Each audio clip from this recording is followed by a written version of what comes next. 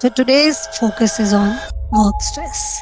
When we talk of stress at work, usually we are saying, this is my problem, this is the stressor, and this is how I feel.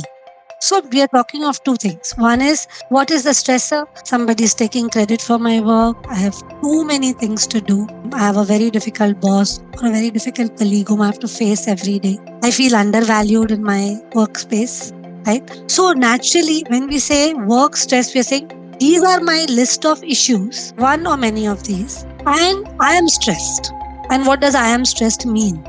Uncomfortable with the emotions and the mind. You're feeling overwhelmed, anxious and fragmented under pressure. So now we are talking of two things. We're talking of one, this is the stressor, and two, this is how I'm experiencing myself. What we forget, and it's easy to forget, is there is a step in the middle of these two. Okay. Let me just share my screen to make it a little clear and then we will talk a little more about it. So we are talking about this stage in the middle, which is called our wiring. I call it our wiring. You can say perception, interpretation, learning in life. You can call it anything. In one word, wired. We are wired to respond to a stressor in a particular way. And this is not a one day affair.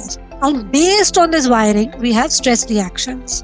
And some of these reactions go even beyond just feeling stress. Then we have to manage that stress. Some of us escape to manage that stress by going into social media. Some use drug, alcohol, cigarette smoking. Some of us can't sleep at all. We are all the time thinking about the stressor. So multiple reactions. But what is going on in the middle is wiring. And if we don't address our wiring, then what starts to happen is that we just try to handle the stressor or the stressful feeling. So either we keep wondering what to do about this problem or how to not feel the way we are feeling. And the truth is, usually you can do very little about step one and step three. Okay. Step one, what can you do? There is a stressor, there is a deadline. What will you do? There's very little you can really do. Change your boss. You can't. Most things are out of our control in step one. But day to day, stress continues, right? And we are unable to manage it on a day to day basis. The other thing we do is, why am I overthinking? Why am I feeling anxious? Why can't I manage this like someone else is managing it? Again, we are dealing with the reactions. We are wired to deal with this stress in this way. And this is something we have learned not today, not last 1 year, not last 2 years, slowly over a lifetime. Everything plugs into this. The way we respond to authority, the way we respond to work. Do we get into a perfection mode when we work? Do we get into an escape mode when we work? Do we start procrastinating when things become heavy for us? These are our patterns. These are not problems of today. And what we wanted are quick fixes. How can, now you tell me, how is it possible? Something that you have learned over 15, 20, 30 years of your life. How are you going to fix it in 20, 30 days even? It's not possible. Just simple, it's not possible that you decide that I will handle my stress and your stress will get handled quickly. You have to do something long term, gradual, insightful, which gives you insight into your patterns. And then you will see things start to shift. However, the mind and body are completely dysregulated. When you're stressed, now what is this wiring? The wiring can be physical and mental. Usually it is both.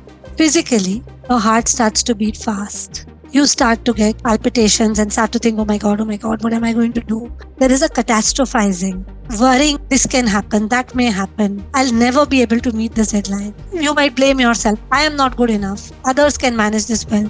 You blame your boss. What a horrible person. What an unfair situation. How can they expect human beings to behave like this? You go all of this. Now, what we can do instead is focus on balancing our nervous system. What has effectively happened with all this type of thinking and all this kind of reactivity is that our mind and body have gone out of whack. They are out of balance. So the first thing we need to do is, instead of focusing on the situation, on the stressor, or on how terrible it is, can I in this moment work to get my body and my mind in some balance?